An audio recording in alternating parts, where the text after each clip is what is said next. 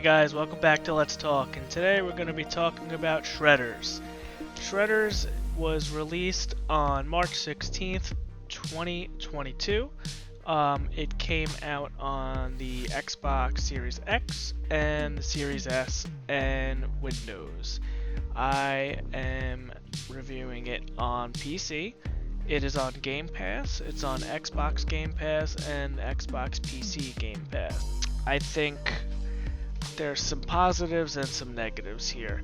So it coming to Game Pass definitely helps it. Otherwise, it has a $30 price point, which isn't terrible, but I would try to catch it on Game Pass for sure.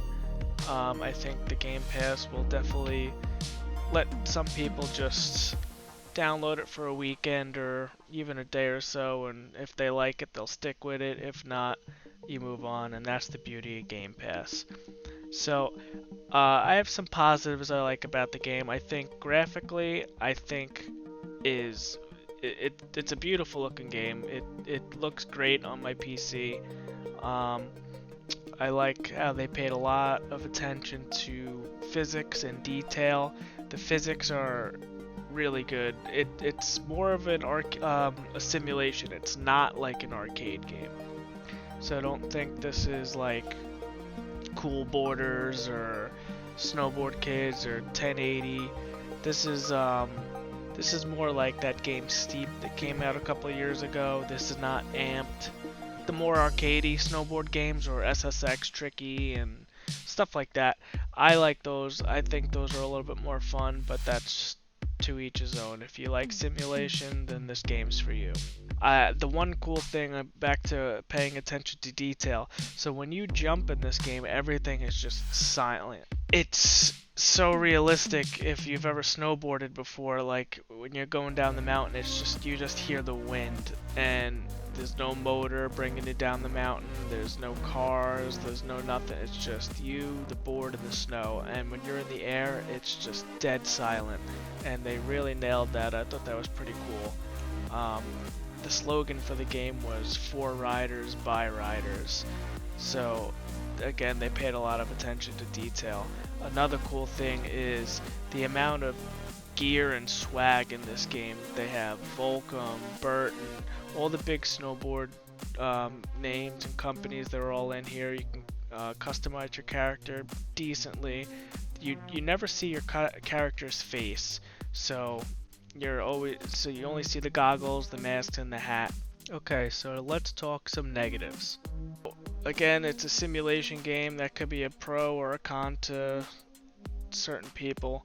For me, I tend to lean towards the arcadey games, so but again, they did it pretty well. The physics and the controls are they're good. It's kind of like Skate, but a little bit harder, I think. I found myself struggling a little bit, but again, that's just me. Somebody might pick this up and be very good at it.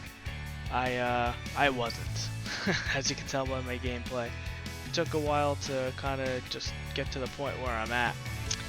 So I don't think I'm gonna stick with this game too long, but I just wanted to get the review out there. But also, I have a couple other negatives I'd like to add. I didn't find much to do in this game. There's not too much direction. As you can see, this is kind of like what the missions are. You're just gonna snowboard up to these yellow dots, and sometimes they ask you to do certain tricks off the ramps and stuff like that. And that's basically it in the couple missions I did. Again, I'm not too far in the game. There was one cool mission where you're getting towed behind a snowmobile up a mountain, and then you get to bomb down the mountain, and again, you're just kind of following the leader, you're following the yellow dot, and that's really it. So it's a lot of rinse and repeat, but so let's talk about online. It is an always online game, however, you can shut it off, so you can play strictly single player.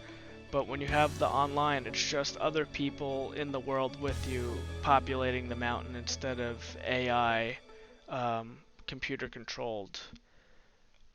people on the mountain. So, I mean, maybe that might help with like lag or something like that, but I didn't run into any issues, and I really didn't see too many people on the mountain with me anyway. More AI than real people. I saw one or two people, so maybe no one's found this game yet, or no one's enjoying it. I'm not sure. This is day one, so. But this game is. This is just a cheesy sports game. The story is ridiculous. It's you're not coming here to play the story, and the voice acting is just laughable. I found myself actually laughing out loud at the voices. So it's good for a laugh. But other than that, I think I would probably have to give this game a 6 out of 10.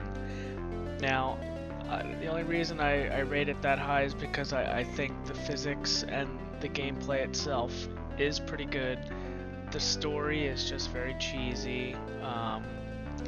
The story is just, I would give that like a 1 out of 10. You know, there's nothing there. It's just a quick slap it together, cookie cutter sports game where it's not very deep, and that's what I got out of it at least. But it could be fun for a weekend.